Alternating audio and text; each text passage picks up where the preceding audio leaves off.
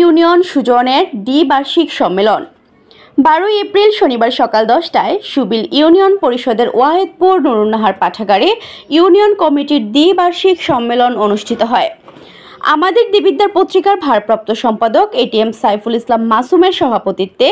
রাসেল আলামিনের সঞ্চালনায় প্রধান অতিথি হিসেবে ছিলেন নুরুন্নাহার পাঠাগারের প্রতিষ্ঠাতা ইফতেখার আহমেদ মাসুদ। বিশেষ অতিথি হিসেবে উপস্থিত ছিলেন মুজাফফর আহমেদ, ফিরোজ আহমেদ মোল্লা। প্রধান আলোচক হিসেবে বক্তব্য রাখেন দেবিদ্বার উপজেলা সুজনের সাধারণ সম্পাদক ও চ্যানেল এস এর দেবিদ্বার প্রতিনিধি মোহাম্মদ আরিফুল ইসলাম সরকার।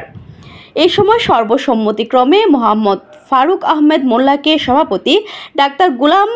মুস্তফাকে সাধারণ সম্পাদক করে 29 সদস্য বিশিষ্ট কমিটি গঠন করা হয়।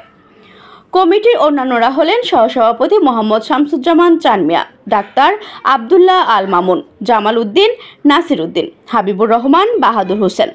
যুগ্ম সাধারণ সম্পাদক নুরুন নবী, ফয়াজ আহমেদ, বিল্লাল মিশরি, সাংগঠনিক সম্পাদক আবুল কালাম আজাদ, অর্থ সম্পাদক আবুল কাশেম, দফতর সম্পাদক আশিক ভূয়া, তথ্য ও প্রশিক্ষণ সম্পাদক শিউলি আক্তার, মহিলা বিষয়ক সম্পাদক সুচিত্রা,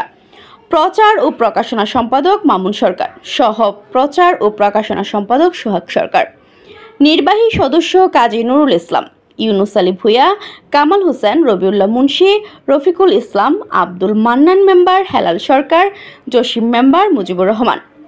অনুষ্ঠানে আরও উপস্থিত ছিলেন দেবিদ্বার উপজেলা সুজনের যুগ্ম সাধারণ সম্পাদক আক্তার হোসেন রবিন, কাজী খোরশেদ আলম, মোহাম্মদ রাশিদুল আল আমিন, অর্থ সম্পাদক শাহপরান, দফতর সম্পাদক আবদুল্লাহ আল মামুন,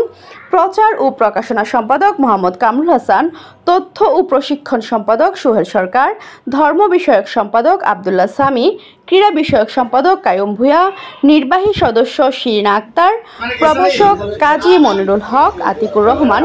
আবদুল্লাহ আল আলিম, মোহাম্মদ রাসেল আহমেদ সরকার প্রমুখ।